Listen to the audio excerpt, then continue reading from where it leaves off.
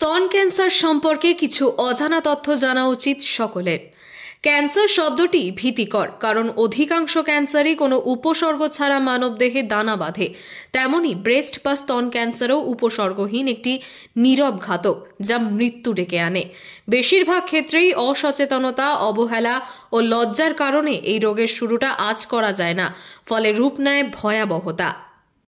American cancer সোসাইটির মতে breast cancer শুরু হয় তখনই যখন ব্রেস্টের কোনো কোষ অস্বাভাবিকভাবে বৃদ্ধি পেতে থাকে এবং যা নিয়ন্ত্রণ করা যায় না। এই সেলগুলোই পরবর্তীতে নীরবে টিউমার বা লাম্পে পরিণত হয়, যা কেবল এক্স-রেতে দেখা যায়। টিউমারটি যদি ক্যান্সারাস হয় তবে তা ব্রেস্ট আবর্তিত টিস্যুতে আক্রমণ করে এবং শরীরে ছড়িয়ে পড়ে। ডানা ফারবার ক্যান্সার ইনস্টিটিউটের মতে সব টিউমারই ক্যান্সারাস নয়। প্রায় 80% টিউমার বেনাইন হিসেবে অবস্থান করে বা শেষ হয়ে যায়। কারণ ব্রেস্ট ক্যান্সার নারী পুরুষ উভয়েরই হতে পারে, তবে নারীদের ক্ষেত্রে এই রোগের ঝুঁকি বেশি। এই রোগ হওয়ার তেমন কোনো কারণ না থাকলেও কখনো জেনেটিক, দৈনন্দিন জীবনাভ্যাস, আবার কখনো কোনো কারণ ছাড়াই হতে পারে। উপসর্গ: ব্রেস্টের যে কোনো স্থানেই ক্যান্সার হতে পারে, তবে বেশিরভাগ ব্রেস্ট ক্যান্সার নিপল বা স্তনে দুধ সরবরাহকারী নালীতে হয়। এছাড়া দুধ উৎপন্ন হয় এমন গ্ল্যান্ডেও হয়। ব্রেস্ট ক্যান্সারের কিছু সাধারণ উপসর্গ রয়েছে যা সকলের জানা থাকা জরুরি।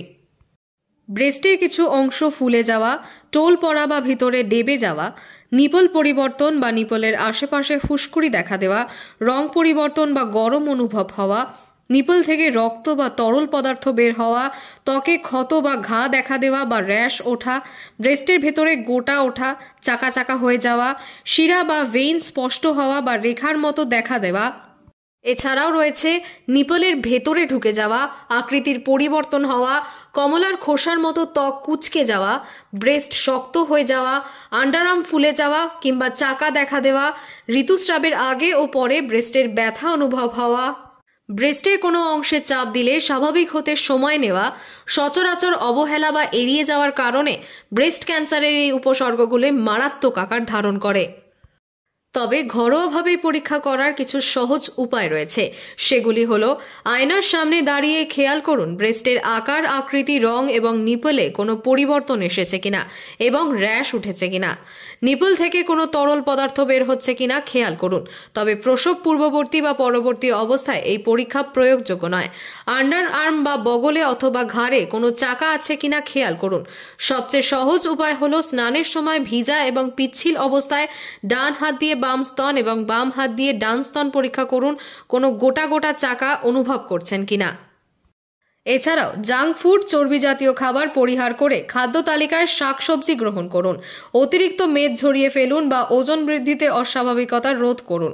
নিয়মিত ব্যায়াম করতে হবে।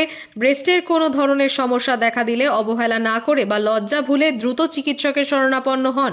অ্যালকোহল পরিত্যাগ করুন। দীর্ঘদিন ধরে গর্ভনিরোধক পিল না খাওয়া, যে কোনো ধরনের হরমোন রিপ্লেসমেন্ট থেরাপি গ্রহণ না করা, প্রতি 6 মাস অন্তর ডাক্তারের পরামর্শ নিন এবং মেডিকেল পরীক্ষাগুলো করান।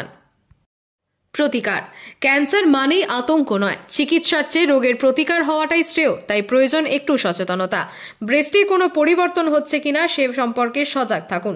সন্তান জন্মদানের পর অন্তত 6 মাস বুকের দুধ পান করাবেন। হরমোন রিপ্লেসমেন্ট থেরাপি নেওয়া থেকে বিরত থাকুন। মনোপজ বা মাসিক বন্ধ হওয়ার কারণে কোনো সমস্যা দেখা দিলে চিকিৎসকের পরামর্শ নিন। অনিয়মিত ঋতুস্রাবের বিষয়টি চিকিৎসককে অবগত করুন। ব্রেস্ট ইমপ্ল্যান্টের কোনো পদার্থ বা কৃত্রিম ব্রেস্ট বৃদ্ধিকরণ ক্রিম ব্যবহার করবেন না। ভিটামিন ডি যুক্ত খাদ্য বেশি গ্রহণ করুন। অন্তত 6 ঘন্টা ঘুমানোর অভ্যাস তৈরি করুন। 50 ঊর্ধ্ব নারীদের ক্ষেত্রে এই রোগের ঝুঁকি বেশি হওয়ায় সর্বদা ডাক্তারের পরামর্শে থাকুন। অ্যালুমিনিয়ামযুক্ত ডিওড্রেন্ট ব্যবহার থেকে বিরত থাকুন। এর পরিবর্তে ঘরোয়া পদ্ধতিতে তৈরি ডিও ব্যবহার করুন। স্তন ক্যান্সারের অপারেশন হওয়া ব্যক্তিরা নিয়মিত চিকিৎসকের তত্ত্বাবধানে থাকুন। মনে রাখতে হবে, ব্রেস্টের পরিবর্তন মানেই তা ক্যান্সার নয়। কেবল অসচেতনতা আর অবহেলায় ঝুঁকির মাত্রাটা বাড়িয়ে দেয় মাত্র। কাজের এই প্রবণতা থেকে বেরিয়ে নিজেকে ক্যান্সারের ঝুঁকি মুক্ত করুন। আপনার মনে যে কোনো ধরনের পরিবর্তন অনুভব করা মাত্র ভয় বা লজ্জাকে দূরে ঠেলে চিকিৎসকের দ্বারস্থ হন।